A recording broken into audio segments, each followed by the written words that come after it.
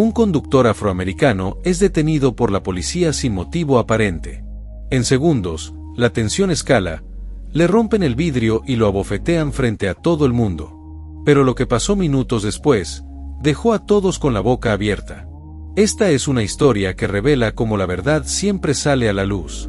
Darius no era un hombre conflictivo. Abogado de profesión, conocedor de sus derechos y cuidadoso hasta el exceso al volante, aquel jueves por la tarde conducía de regreso a casa por una calle tranquila de los suburbios. El cielo estaba despejado, la música suave llenaba el interior del vehículo, y en su mente solo rondaba la cena con su hija, a quien prometió enseñarle a andar en bicicleta ese fin de semana. Vestía una camisa roja bien planchada y llevaba el cinturón puesto como siempre.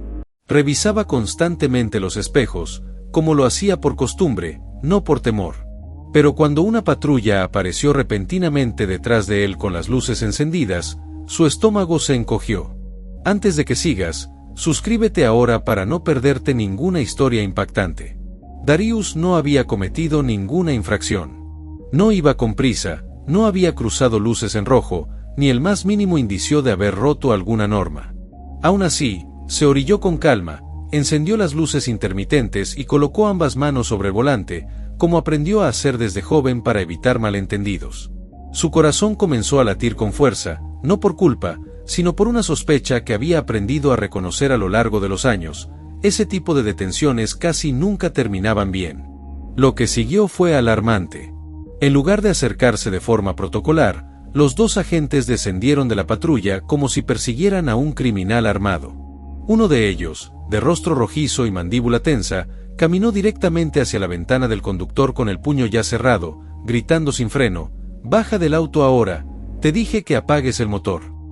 El otro, no menos agresivo, apuntaba con una linterna al interior del vehículo a plena luz del día, buscando algo, cualquier cosa que justificara esa actitud. Darius bajó apenas unos centímetros el vidrio, con la voz controlada y los documentos en la mano.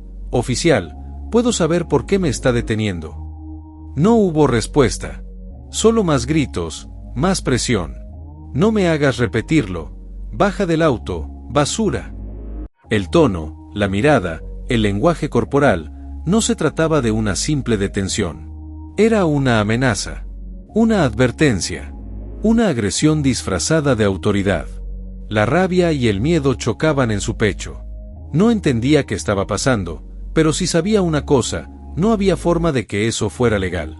No había forma de que lo que estaba viviendo fuera parte de ningún manual policial.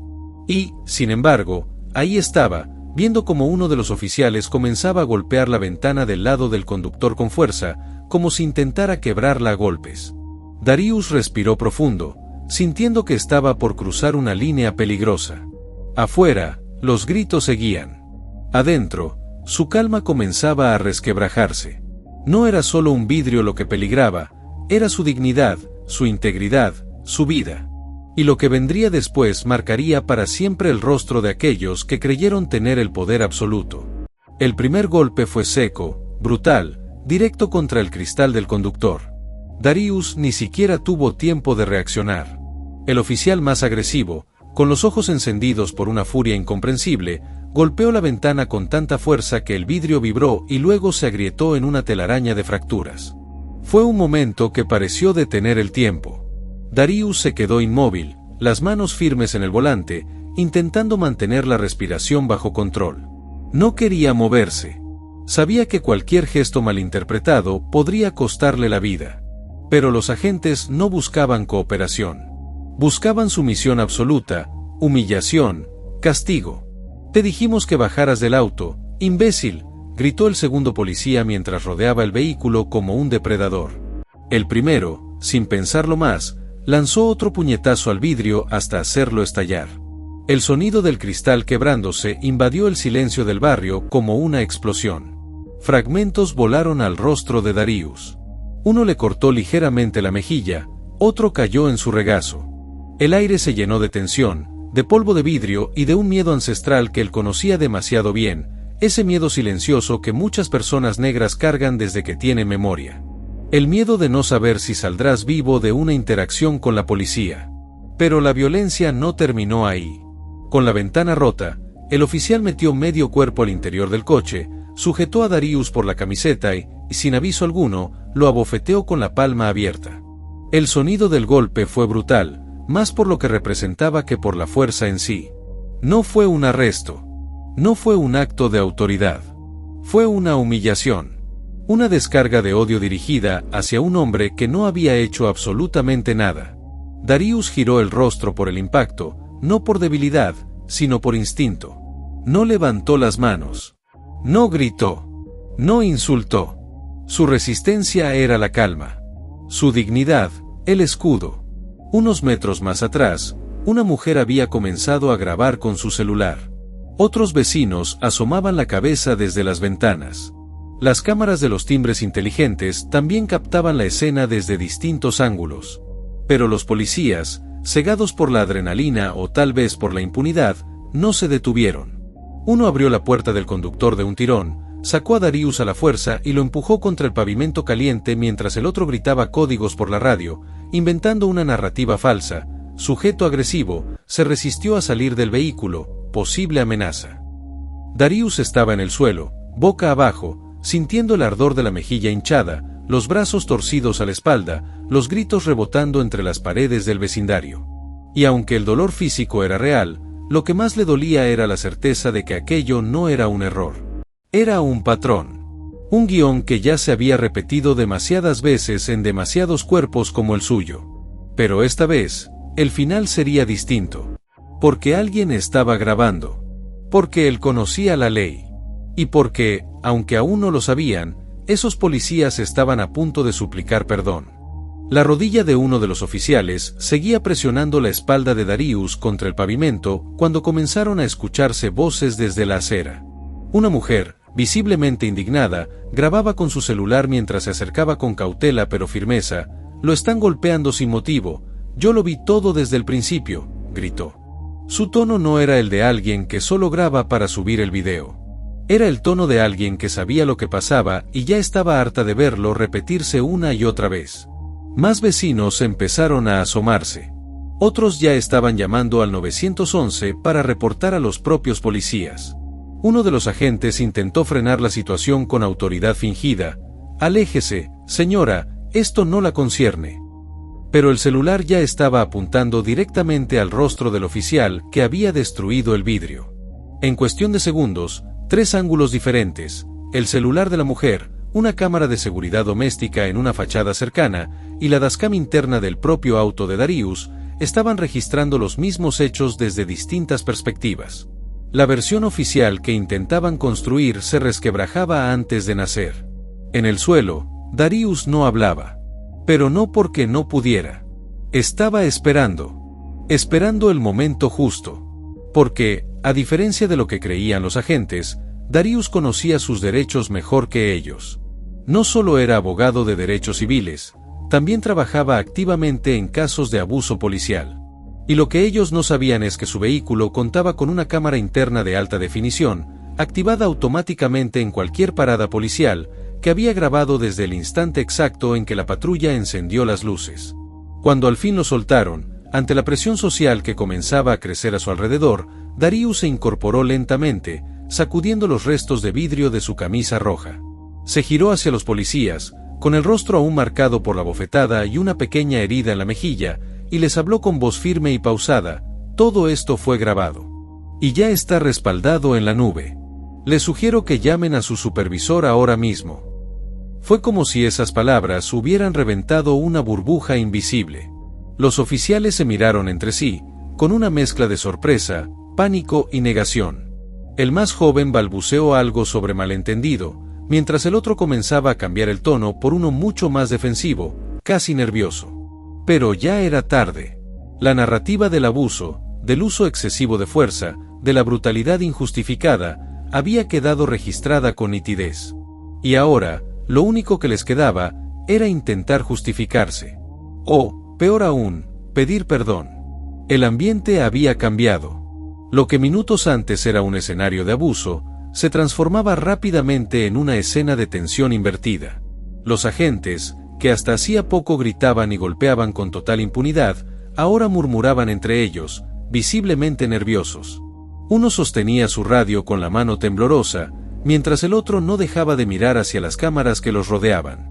Ya no eran los cazadores. Eran los observados. Y lo sabían.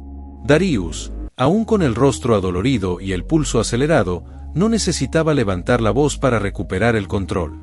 Caminó hacia el frente del coche, con paso firme, y abrió el maletero con calma. De allí sacó un pequeño maletín negro con las siglas de su bufete de abogados. Los policías lo miraban confundidos, hasta que él lo abrió y extrajo una carpeta con su identificación profesional: Darius A. Monroe, abogado de derechos civiles. Licencia activa del Estado. Después, sacó su celular y mostró la aplicación de seguridad vinculada a la dashcam del auto. Reprodujo los primeros 30 segundos de la grabación, los gritos, la amenaza, el puño rompiendo el vidrio. El golpe. El silencio posterior. Esto va a ser presentado como evidencia. Ustedes no sabían con quién se metían, dijo Darius, no con arrogancia, sino con el peso de quien ha tenido que defender a demasiados como él, en situaciones similares o peores. A su alrededor, los vecinos grababan, algunos ya compartían el video en redes sociales. La indignación era viral antes de que terminara de hablar. El nombre de Darius Monroe comenzaba a aparecer en comentarios, hashtags y mensajes en vivo. Las consecuencias ya se estaban gestando en tiempo real. Los agentes intentaron justificar sus acciones, hablando de sospecha razonable, protocolo de seguridad, y hasta sugirieron que Darius parecía nervioso. Pero nada de eso coincidía con la grabación. El oficial que había roto el vidrio fue el primero en vacilar. Dio un paso atrás, bajó el tono y, casi sin mirarlo a los ojos, soltó: quizás, fue un malentendido. No era nuestra intención herirlo. El otro, siguiendo su ejemplo, agregó: lamentamos si usted se sintió atacado. Darius sonrió con amargura. No me sentí atacado. Fui atacado. Y no voy a aceptar su disculpa como compensación. La justicia no se negocia con palabras vacías. Luego, miró directo a una de las cámaras y concluyó: pero no se preocupen. El sistema que ustedes representan me entrenó para este momento. Los policías quedaron en silencio. No sabían si marcharse, pedir ayuda o simplemente esperar el peso de la ley. Por primera vez en esa escena, entendieron lo que era rendir cuentas. Y, por primera vez, sintieron miedo del mismo sistema al que creyeron intocables. En cuestión de horas, el video ya circulaba en redes sociales con cientos de miles de reproducciones. Lo que al principio fue grabado como una prueba, se convirtió en una denuncia viral, compartida por figuras públicas, activistas y medios nacionales. Los hashtags #justicia para Darius y #rompieron el vidrio, pero no su voz dominaban las tendencias. Y mientras el país reaccionaba con indignación, los dos agentes involucrados fueron citados a una revisión interna urgente. Pero el juicio más severo no vendría de sus superiores, sino del tribunal público que los observaba sin pestañear. Darius, lejos de buscar venganza, optó por la verdad. Convocó una rueda de prensa al día siguiente, de pie frente al mismo lugar donde fue agredido. Vestía traje oscuro, gafas de sol, y una herida aún visible en la mejilla. No necesitó gritar ni dramatizar. Solo habló. Con claridad. Con fuerza. Con el peso de décadas de injusticias acumuladas detrás de cada palabra. No estoy aquí solo por mí. Estoy aquí por los cientos que no tenían una cámara. Por los que no sabían qué decir. Por los que no vivieron para contarlo. Ayer no fue un accidente. Fue un reflejo de un sistema que sigue viendo la piel antes que la persona. Mientras Darius hablaba, los dos policías observaban desde lejos, obligados a asistir por orden del departamento. Lo que sucedió después fue lo que nadie esperaba. Ante las cámaras, y con los superiores presentes, ambos se acercaron lentamente. Uno con la cabeza gacha, el otro con la voz entrecortada. Frente al micrófono, uno de ellos tomó la palabra. Ya no era un hombre con poder. Era un rostro arrepentido, enfrentando la magnitud de sus actos. Señor Monroe, le pido perdón. Por cómo actuamos. Por lo que representamos ayer. No hay excusa suficiente. Solo vergüenza. El silencio fue sepulcral. Algunos esperaban que Darius les devolviera la humillación. Pero no lo hizo. Lo miró por unos segundos, luego habló con serenidad. No me pidan perdón a mí. Pidan justicia con sus acciones. Desde adentro. Porque lo que pasó ayer no empezó conmigo, y si ustedes no cambian, tampoco terminará conmigo. La multitud estalló en aplausos. No por la disculpa, sino por la dignidad. Porque, pese a todo, Darius nunca perdió la compostura. Nunca se convirtió en lo que sus agresores esperaban. Y su respuesta no solo los expuso, los venció. Días después, ambos oficiales fueron suspendidos. Se abrió una investigación federal. El Departamento de Policía emitió un comunicado. Pero, sobre todo, miles de personas compartieron una frase que Darius dijo al final de su intervención. Me rompieron el vidrio, sí, pero no mi voz. Esa sigue hablando. Y ahora, la escuchan todos. ¿Disfrutando el video? Suscríbete y regálame un like para que esta aventura siga creciendo. Tu apoyo hace toda la diferencia. Las semanas siguientes marcaron un antes y un después. Lo que parecía un episodio aislado se convirtió en un símbolo nacional. Las imágenes de Darius enfrentando la injusticia llegaron a cada rincón, inspirando conversaciones y movilizaciones en calles, oficinas, escuelas y hogares. Pero más allá del ruido mediático, el verdadero cambio comenzó en las sombras, donde pocas cámaras podían mirar. Darius retomó su trabajo, pero esta vez no solo como abogado, sino como activista y mentor. Fundó una organización dedicada a proteger los derechos civiles de quienes no tienen voz, equipándolos con herramientas legales, tecnológicas y emocionales para resistir y denunciar. No se trata solo de luchar contra el sistema, decía, sino de reconstruirlo desde sus cimientos. Los policías suspendidos enfrentaron el proceso, y aunque algunos resistieron, otros comenzaron a cuestionar lo que creían inmutable. En capacitaciones obligatorias, acompañadas de testimonios reales y diálogos difíciles, empezaron a entender que su autoridad no es un privilegio, sino una responsabilidad que debe ganarse cada día con respeto y humanidad. En una de esas sesiones, un joven oficial confesó, nunca había visto las cosas así. Pensaba que solo hacía mi trabajo, pero ahora sé que también puedo ser parte del problema o de la solución. Mientras tanto, en las calles, la gente seguía alzando la voz, no solo para denunciar abusos, sino para exigir reformas reales, mayor transparencia, cámaras corporales, justicia independiente y una policía que refleje a la comunidad a la que sirve. Darius, en una entrevista meses después, resumió aquel movimiento con una frase que se volvió lema. Cuando la voz de uno se escucha, puede romper vidrios y cadenas. Pero cuando muchas voces se unen, cambian ventanas, muros y hasta ciudades. El vidrio roto de aquel auto policial quedó guardado en un museo local, junto con la grabación y las historias que la acompañaban. Un recordatorio tangible de que la lucha no terminó, pero que cada golpe puede ser una oportunidad para construir un futuro más justo. Y así, entre cicatrices y esperanzas, la historia de Darius Monroe dejó de ser solo suya para convertirse en la voz colectiva de quienes no se rendirán. Aunque la furia y la atención mediática parecían dar un respiro, Darius sabía que la verdadera batalla estaba mucho más adentro, donde no llegaban las cámaras ni las luces brillantes de los flashes. En la soledad de su oficina, entre pilas de documentos y pantallas iluminadas, se enfrentaba a la realidad que pocos veían, la lucha constante contra un sistema que no solo se defendía con leyes, sino con indiferencia, agotamiento y miedo. Las noches eran las más difíciles. A veces, después de largas jornadas, se encontraba mirando fijamente el techo, preguntándose si todo ese esfuerzo serviría para algo más que un titular pasajero. No era la primera vez que sentía ese peso, ya lo había enfrentado en casos anteriores, pero esta vez era distinto. La atención del público ponía una presión adicional, una expectativa que no podía fallar. En sus reuniones con otros activistas, abogados y líderes comunitarios, Darius percibía un eco similar. Todos compartían el cansancio de enfrentar una maquinaria que parecía diseñada para resistir cualquier cambio real. Pero también veían cómo, a pesar de todo, crecía una llama. Una llama que no era solo indignación, sino esperanza, solidaridad y una voluntad férrea de seguir adelante.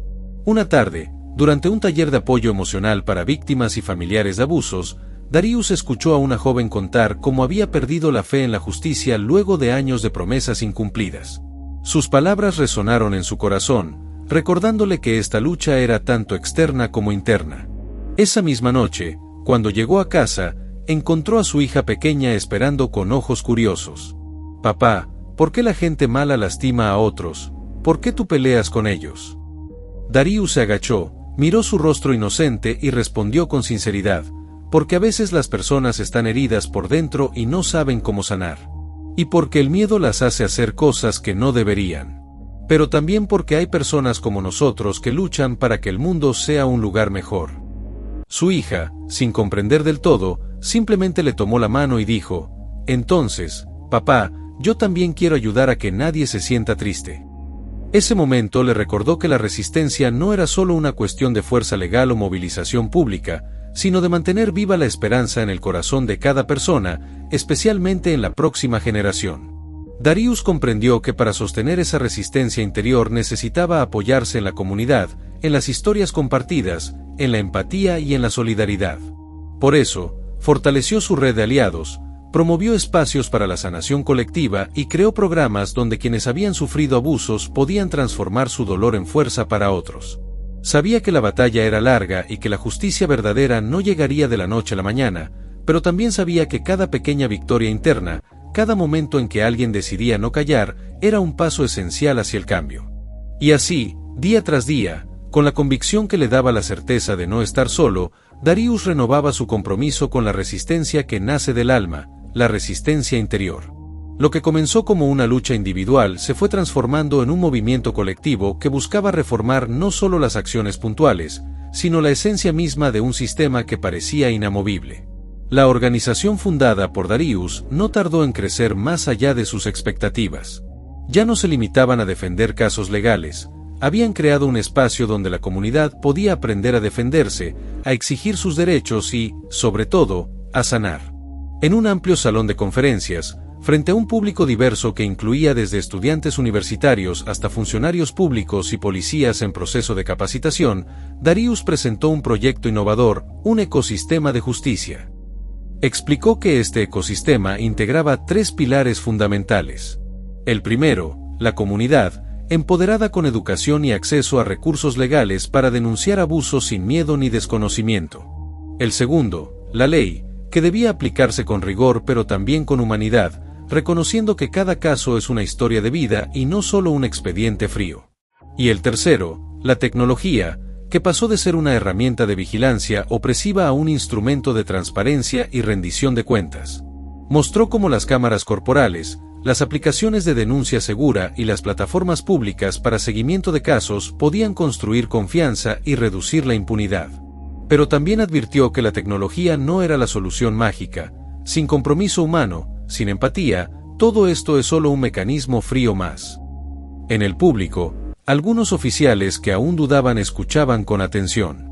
Otros, como la joven policía que meses atrás había confesado su incertidumbre, ahora veían la posibilidad real de cambiar desde dentro.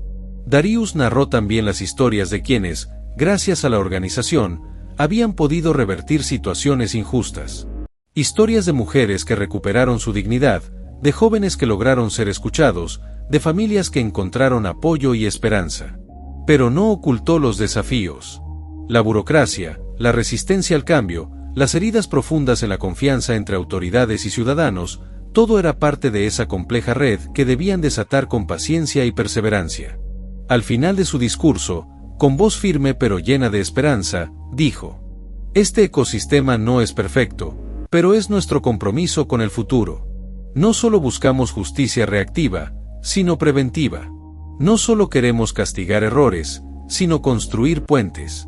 Porque el cambio verdadero no es un evento aislado, es un proceso constante, construido con cada acción, cada diálogo, cada acto de respeto». Cuando las luces bajaron y la gente comenzó a dispersarse, Darius sintió que, por primera vez, el cambio dejaba de ser un sueño lejano para convertirse en una realidad palpable. La mañana del acto de inauguración del mural amaneció clara y fresca. El parque donde todo comenzó se había transformado en un espacio de encuentro y memoria, un lugar donde la comunidad podía reflejarse en una historia de lucha y esperanza. Darius llegó temprano, acompañado por su hija, activistas, vecinos y jóvenes que se habían sumado al movimiento. El mural, imponente y vibrante, mostraba el vidrio roto del coche policial, y justo debajo, la frase que se había convertido en lema. No me rompieron la voz. Alrededor, flores, carteles y fotografías de quienes, a lo largo del país, habían alzado su voz para exigir justicia y dignidad. En su discurso, Darius habló con la voz firme pero cargada de emoción. Este mural no es solo un recuerdo del pasado, sino una promesa para el futuro. Una promesa de que quienes vengan después no estarán solos. Que sus voces importan, que su dignidad es inviolable, y que juntos podemos romper no solo vidrios, sino muros, prejuicios y silencios. La multitud lo escuchaba en silencio, consciente de que ese momento trascendía una simple ceremonia. Era la celebración de un renacimiento colectivo, una herencia de resistencia y esperanza.